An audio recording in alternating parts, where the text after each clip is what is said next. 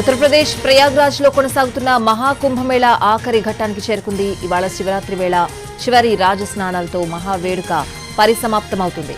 మహాశివరాత్రి కావడంతో భక్తులు తండోపతండాలుగా తరలి వస్తారనే అంచనాలున్నాయి.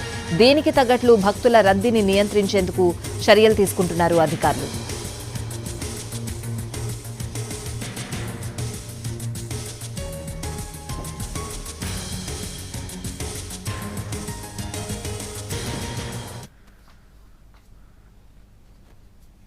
మన దేశం నుంచే కాకుండా విదేశాల నుంచి భక్తులు తరలి వస్తూ ఉండడంతో మహాకుంభమేళా రికార్డులు తిరగరాసింది.